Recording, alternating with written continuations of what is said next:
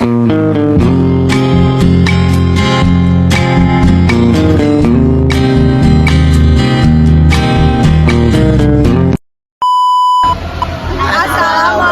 warahmatullahi wabarakatuh.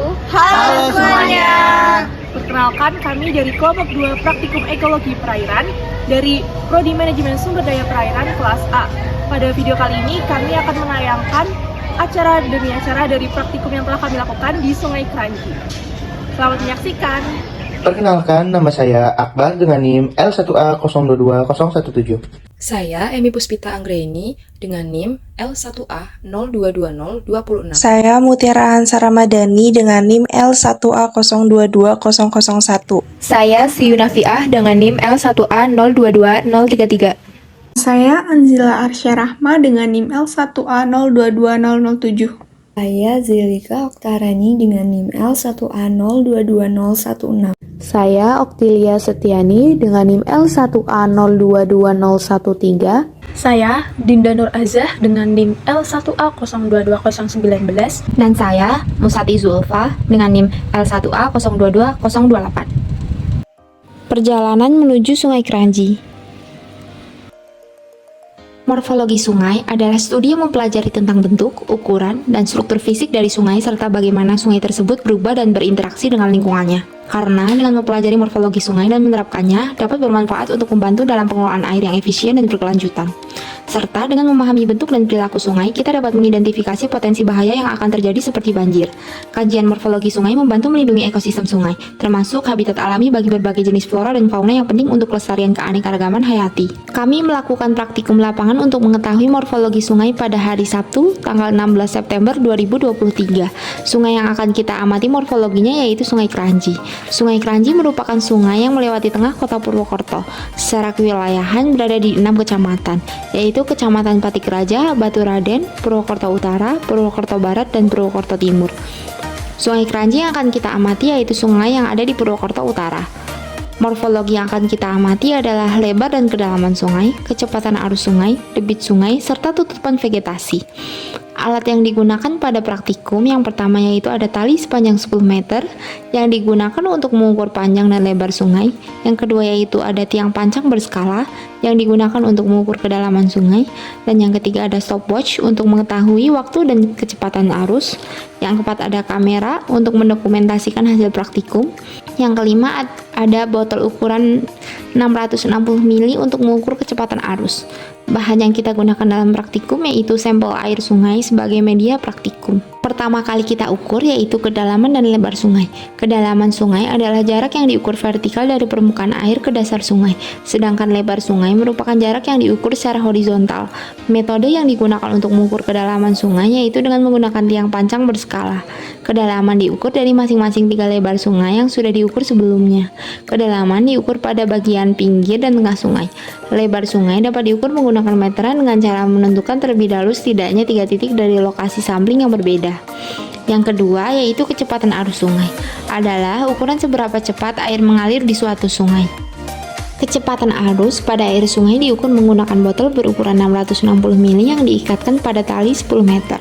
Waktu dicatat ketika tali merenggang sempurna dan dihitung kecepatan arusnya dengan satuan meter per second. Dan yang terakhir yaitu ada tutupan vegetasi, merupakan ruang terbuka hijau yang dapat mempengaruhi udara di sekitarnya secara langsung maupun tidak langsung. Tutupan vegetasi dihitung dengan melihat nilai persentase tutupan kanopi dengan menggunakan kamera yang dihadapkan ke atas. Analisis data yang kita gunakan dalam acara morfologi sungai adalah analisis kuantitatif dan analisis grafik.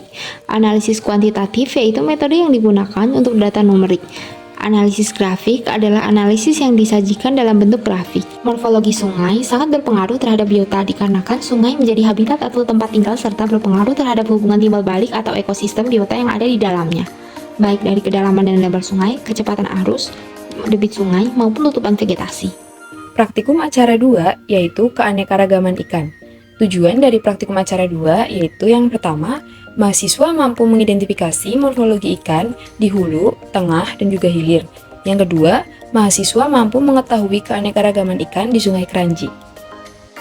Alat dan bahan yang digunakan pada acara praktikum keanekaragaman ikan yaitu ada 7. Yang pertama itu ada ikan hasil tangkapan sungai berjumlah 30 ekor ikan. Yang kedua, ada kantong plastik. Yang ketiga, ada milimeter block laminating. Yang keempat, ada alat tulis. Yang kelima, ada nampan. Yang keenam, ada timbangan. Yang terakhir, yaitu yang ketujuh, ada penggaris. Cara kerjanya yaitu, dapatkan ikan hasil tangkapan di setiap bagian sungai yang meliputi stasiun hulu, tengah, dan hilir. Kemudian, kelompokkan ikan yang telah didapat sesuai dengan masing-masing spesies. Lalu, hitung jumlah ikan per masing-masing kelompok spesies. Kemudian, ukur panjang ikan yang meliputi panjang standar dan panjang total menggunakan penggaris.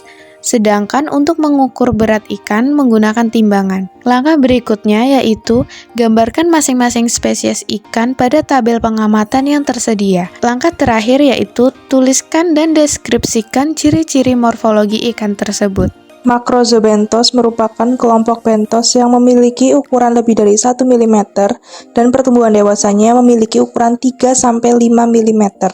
Macrozoobenthos membantu mempercepat proses dekomposisi materi organik.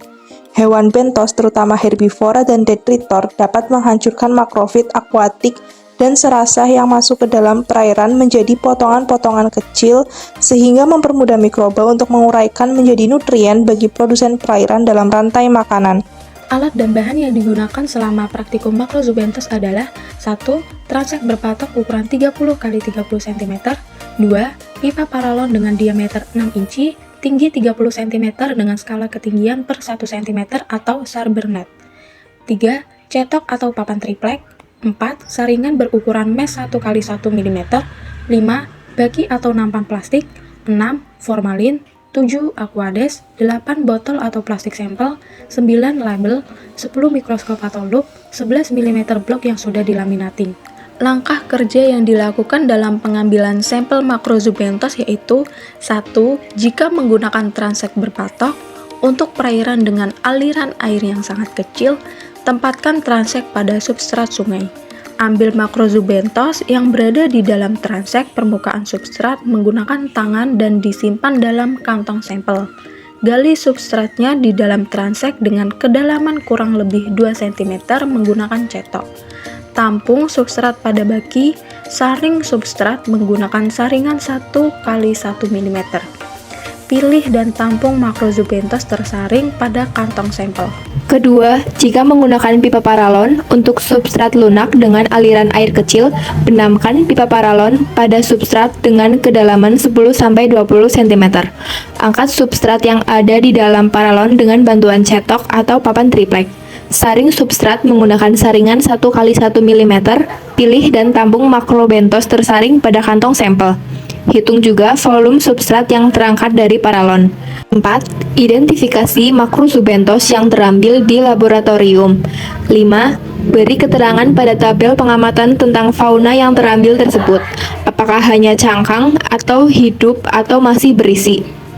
6. Hitung kepadatan, indeks keragaman, dan indeks dominasinya menggunakan rumus. Macrozoobenthos seperti gastropoda merupakan salah satu hewan yang memiliki peranan penting di dalam ekosistem. Gastropoda merupakan salah satu kelompok hewan dasar yang memegang peranan penting dalam ekosistem darat maupun akuatik, yaitu sebagai konsumen primer atau herbivora dan konsumen sekunder karnivora. Selain itu, gastropoda memiliki peranan penting bagi lingkungan perairan, yaitu sebagai indikator kualitas perairan. Peran penting gastropoda lainnya membantu proses dekomposisi material organik secara mekanis melalui aktivitas. Makanya, gastropoda juga memiliki peran penting dalam rantai trofik suatu perairan. Dalam rantai trofik, gastropoda menepati mata rantai grazer dan detritivore. Sebagai grazer, maka makin tinggi kelimpahan gastropoda akan mengurangi blooming alga. Sebaliknya, makin sedikit kelimpahan gastropoda, maka makin banyak pula alga yang hidup. Peran bivalvia di perairan sungai. Bivalvia juga dikenal sebagai kerang, memiliki peran penting dalam ekosistem perairan sungai. Mereka membantu menjaga kualitas udara dengan menyaring partikel dan organisme mikroskopis dari udara, serta membersihkan sedimen dan detritus. Selain itu, beberapa spesies bivalvia juga berperan sebagai indikator kesehatan lingkungan sungai karena sensitivitasnya terhadap perubahan lingkungan.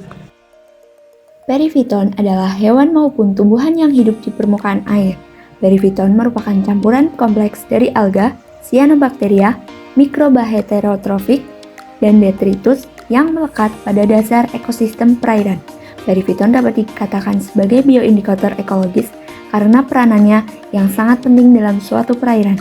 Periviton cocok digunakan sebagai indikator karena secara umum jenis-jenis periviton bersifat menetap dalam waktu yang lama dan mampu merespon bahan polutan yang terlarut dalam perairan, sehingga mampu memberikan informasi tentang kondisi kualitas suatu perairan yang sebenarnya. Alat dan bahan yang digunakan pada acara ini yaitu ada batu dengan permukaan licin yang diambil di tengah perairan, pisau cutter atau sikat, baki plastik, aquades, botol sampel, formalin, bubol, mikroskop, kaca preparat, cover glass, dan pipet tetes ketelitian 0,05 mili. Cara kerjanya, yang pertama, tuang aquades ke dalam botol sampel sebanyak 20 mili. Ambil batu di perairan yang memiliki permukaan sangat licin, terlihat seperti ada lumut yang menempel. Letakkan batu di atas baki. Kerok bagian batu yang licin menggunakan pisau cutter seluas 3 cm x 3 cm. Hasil kerokan batu dimasukkan ke dalam botol sampel yang telah berisi aquades. Sampel periviton di dalam botol diberi larutan lugol dan formalin sebagai pengawet dan jangan terpapar cahaya matahari langsung. Selanjutnya, sampel dibawa ke laboratorium untuk diamati di bawah mikroskop. Pengamatan periviton di bawah mikroskop dilakukan setidaknya 3 kali pengulangan untuk masing-masing stasiun dengan 20 lapang pandang. Catat jenis periviton yang ditemukan beserta jumlahnya. Identifikasi periviton dapat menggunakan buku identifikasi plankton. Yang terakhir, buat struktur komunitas berdasarkan data periviton yang telah ditemukan dan diidentifikasi. Periviton memiliki bagian yang sangat penting di dalam piramida makan, karena di dalam habitatnya, periviton memiliki peranan ganda yaitu sebagai produsen untuk organisme seperti invertebrata dan ikan herbivora, sebagai dekomposer bagi makroalga. Pada perairan, periviton berperan sebagai produsen primer, di mana dalam pertumbuhannya dipengaruhi oleh faktor kecerahan, kekeruhan, tipe substrat, kedalaman, pergerakan air, pH, alkalinitas, dan nutrien. Periviton cocok digunakan sebagai indikator untuk menilai kualitas perairan sungai. Dengan sifatnya yang menetap, periviton penting sebagai makanan beberapa jenis invertebrata dan ikan. Kualitas air. Sungai merupakan aliran air permukaan yang berbentuk memanjang dan mengalir secara terus-menerus dari hulu ke hilir. Arah aliran sungai sesuai dengan sifat air, dari tempat tinggi ke tempat rendah. Berdasarkan definisinya, pencemaran air yang diindikasikan dengan turunnya kualitas air sampai ke tingkat tertentu akan menyebabkan air tidak dapat sesuai dengan peruntukannya. Lalu, suhu air sungai menjadi salah satu indikator penting untuk menentukan kesehatan ekosistem perairan secara keseluruhan. Selanjutnya ada kecerahan air. Kecerahan air suatu perairan adalah di mana kondisi yang menunjukkan kemampuan cahaya untuk menembus lapisan air pada kedalaman tertentu. Beberapa bau yang dihasilkan sungai bisa terjadi secara alami dan normal, seperti aroma tanah, basah, atau vegetasi air. Namun, bau yang tidak biasa atau tidak wajar dapat menjadi indikator pencemaran atau masalah lingkungan lainnya yang memerlukan perhatian. Alat dan bahan yang digunakan pada praktikum acara kualitas air ada 12.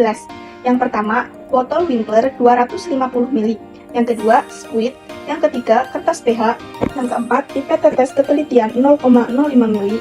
Yang kelima, water quality checker. Yang keenam, secibis. Yang ketujuh, MnSO4. Yang kedelapan, KOHKI. Ke-9, H2SO4. 10, Na2S2O3. 11, labu Erlenmeyer. Dan 12, kertas HVS laminating. Cara kerja acara kualitas air. Pengukuran oksigen terlarut DO. Langkah yang pertama yaitu ambil air menggunakan botol Winkler sebanyak 250 ml tanpa ada gelembung. Yang kedua, tambahkan berturut-turut larutan MnSO4 dan KOHKI masing-masing sebanyak 1 ml. Gunakan pipet ukur atau jarum suntik. Biarkan sesaat sampai endapan terbentuk. Yang ketiga, tambahkan H2SO4 pekat ke dalam botol lalu dikocok sampai endapan larut. Yang keempat, ambil sebanyak 100 ml dan dipindahkan ke dalam labu Erlenmeyer. Yang kelima, titrasi dengan larutan Na2S2O3 0,025N sampai larutan berwarna kuning muda. Yang keenam, tambahkan 10 tetes indikator amilum hingga berwarna biru. Yang ketujuh, kembali dengan larutan Na2S2O3 0,025N sampai warna biru hilang. Yang kedelapan, titrasi duplo dan hasilnya di rata-rata. Langkah pertama yaitu ambil sampel air yang akan diteliti dengan bantuan botol sampel yang terbuat dari gelas. Yang kedua, kemudian lakukan penentuan bau air sedini mungkin setelah sampel air diambil. Tetapi bila tidak dapat langsung dilakukan pembawaan, maka sebaiknya simpan dalam kondisi dingin. Langkah yang ketiga yaitu periksa botol sampel secara organoleptik dengan bantuan hidung minimal 5 orang untuk menemukan apakah berbau spesifik atau tidak, dan bau yang tercium dicatat. Cara kerja pengukuran suhu. Langkah pertama yaitu termometer atau raksa dengan satuan Celcius dicelupkan ke dalam badan air yang akan diteliti selama 10 menit dengan cara dipegang bagian talinya. Yang kedua, termometer kemudian diamati ketika posisi termometer berada di dalam air. Langkah yang ketiga, lakukan pencatatan setelah skala menunjukkan angka yang konstan. Pengukuran kecerahan. 1. Lempeng seci disk diikat dengan tali lalu dimasukkan ke dalam air. 2. Kemudian lakukan pengamatan pola sampai seci disk tidak terlihat lagi pada kedalaman air tertentu dan catat hasilnya. Cara kerja pengukuran pH. Yang pertama, celupkan kertas pH ke dalam air. Yang kedua, samakan perubahan warna pada kertas dengan warna skala pH yang tercantum. Yang keempat, dicatat hasilnya.